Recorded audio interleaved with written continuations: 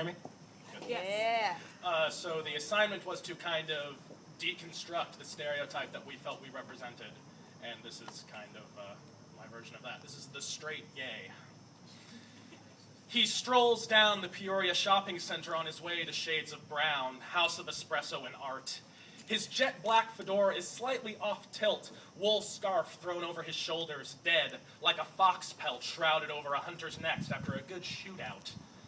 He wears vintage t-shirts and pieces of electronic equipment as necklaces, and bracelets made from reeds sewn tight by the hardworking indigenous people of some third world country, because he's against poverty. And he does all these things because he's trying to be a Don Draper, but all he's feeling in his heart is Madonna. Because in this day and age, it's hard to tell who's a gay fairy boy and who's just a hipster. Yeah. The alternative scene has given him a place to hide because real men are about open-toed sandals and feelings and vinyl instead of baseball caps and four-wheelers and sports center. He rides a bike, he brews some tea, he walks a beat in a futile attempt to run from what he is. Just because you're gay doesn't mean you have to be, like, effeminate, right?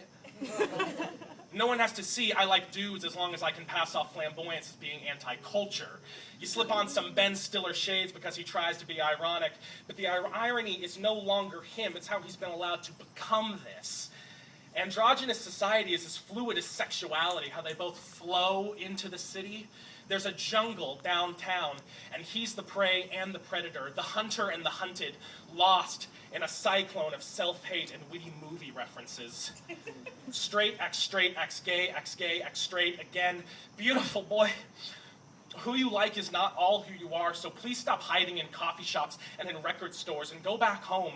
Live under a bridge, hug your mother, watch a mainstream movie, even if it sucks ass. Because the only difference between you and them, as much as you hate it, is not taste or preference or style, but the fact you loathe yourself to the very core and they're too happy to care to think otherwise. You are the genetic product of 47 billion years of evolution, and we're rotting all the time. Stop the superiority complex and embrace it.